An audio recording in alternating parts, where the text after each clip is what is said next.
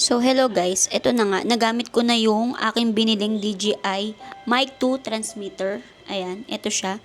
So tingnan natin kung pag nasa malayo ako, kung maririnig nyo pa ako. Wait.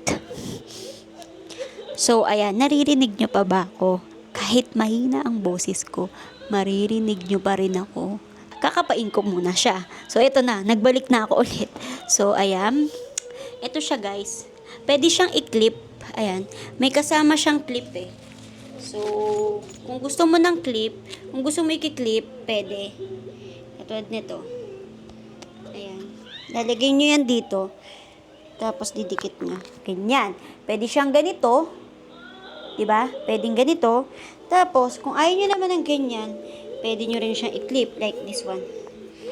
Ayan. Ayan, ganyan. So, ayan. Narinig nyo pa rin naman ako, diba? Kahit ganito. So, ayun. Yung eto pala, pwede mong i-stop. Ayan. Ayan o, ayan. Pwede pala siyang i-stop. Stop record. Tapos eto, hindi ko alam para saan to, kung cancellation ba to. So, itatry ko. Ayan. Ano kaya ang lumalabas? So, i-off ko muna ulit. Ayan. So, hello guys, etong mic na nabili ko, etong DJI Mic 2 transmitter, dito ko siya nabili. Dito ko siya nabili, legit siya, ayan.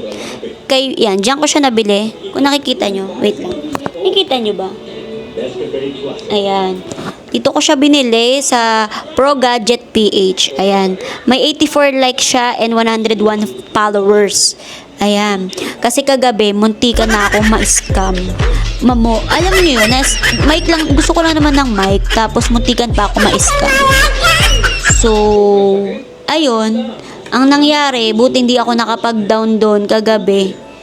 Kung nakapag-down ako, edi wala na akong pambili na itong DJI na itong mic na to.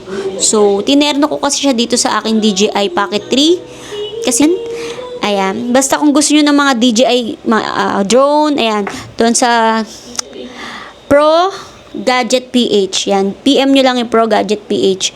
Ha? Yun lang guys.